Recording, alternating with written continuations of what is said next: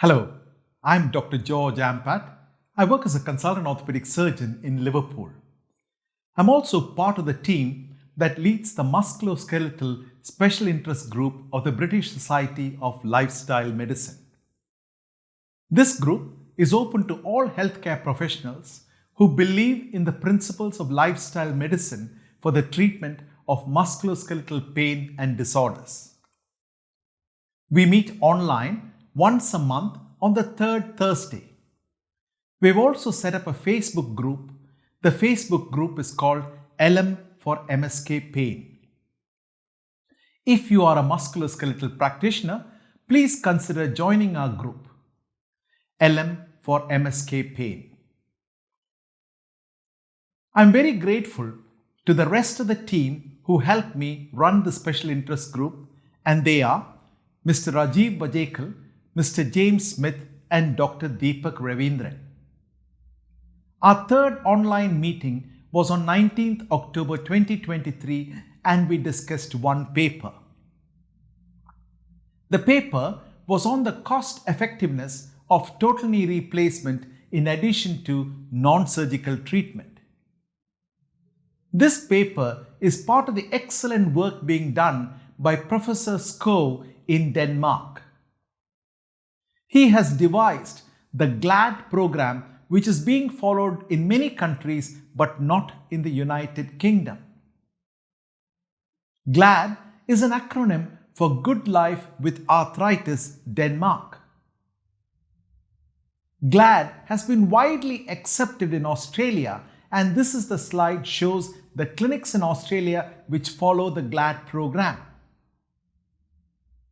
In this study, 100 adults who had moderate to severe osteoarthritis were randomized into two groups. All the patients had arthritis and was seen by an orthopedic surgeon who recommended that they required surgical intervention. The study was over a period of 24 months. One group had total knee replacement, following which they were provided with non-surgical treatment which included exercise, education, dietary advice, insoles and pain medication. The other group had non-surgical treatment which, as before, included exercise, education, dietary advice, insoles and pain medication.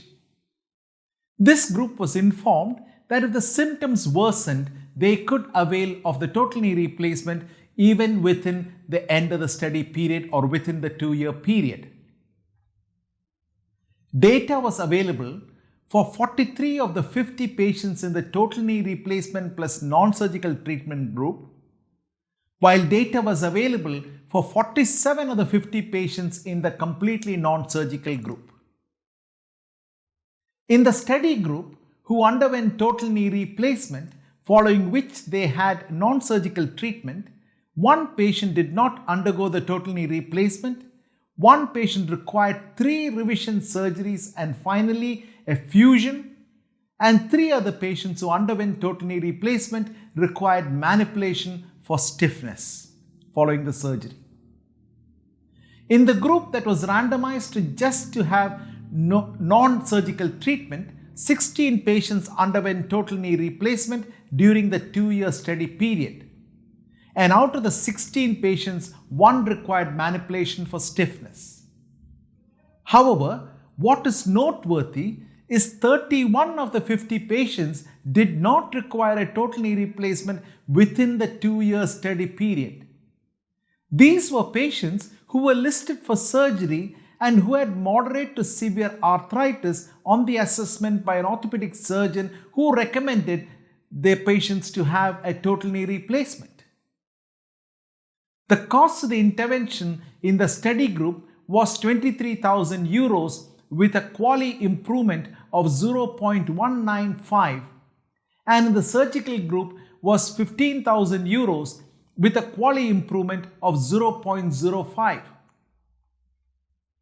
Incremental cost effectiveness ratio showed that the study group of total knee replacement plus non-surgical treatment was not cost effective. However, the most interesting finding are the results of the control group. These are the patients who were provided with non-surgical treatment. At the point of inclusion into the study, they were all seen by an orthopedic surgeon who determined that they required a total knee replacement because of the degree of arthritis in their knee. They were thus listed for a total knee replacement. Even following the listing for a total knee replacement, they commenced on an exercise program along with other non-surgical interventions which helped 31 of the 50 patients to avoid surgical intervention or a total knee replacement for the following 2 years. Unfortunately, the NHS waiting list is a record high at over 7.3 million. It is important that we are focusing on non-surgical treatments as suggested by this paper to help with our waiting list. If you're looking for similar exercises for knee arthritis or knee pain to recommend to your patients, you can find them in the link provided. If you have patients who have musculoskeletal issues, why not consider joining our Facebook group? Thank you so much for listening.